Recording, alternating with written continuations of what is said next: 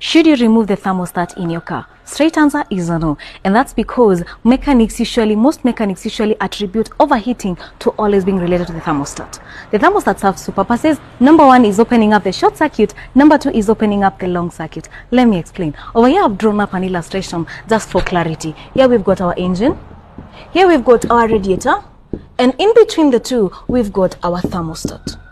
So when you start your car in the morning, it's very cold. And we need the engine to obtain what we call optimum operating temperatures within the shortest time possible. So what happens is this: the valve over here that's supposed to lead the water into the radiator is closed up, and now this one that's now leading the water to the short circuit is now opened up, ensuring that the hot coolant is being recirculated back into the engine, helping the engine to warm up much faster. When you remove the thermostat, what happens is this: that even when the car is cold, the coolant will have to pass through the radiator, getting further cooled, ensuring that now the engine takes a longer time to warm up.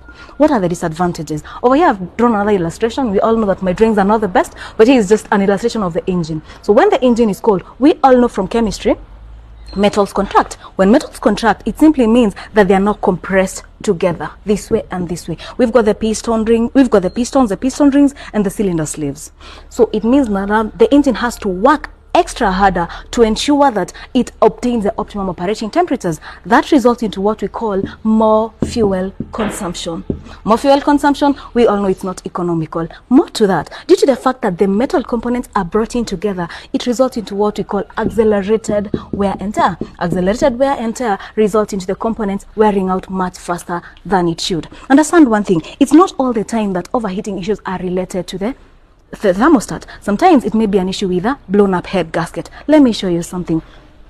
Here I've got another thermostat, and take a closer look. You realize that there is this milkshake like substance. This one is usually formed when coolant and oil mix. When coolant and oil mix, they result into this, and this one is completely different from the malfunctioning of a thermostat. That's why when you go to do a pre-purchase inspection, we take a keen look in observing the coolant texture, color, and also the smell.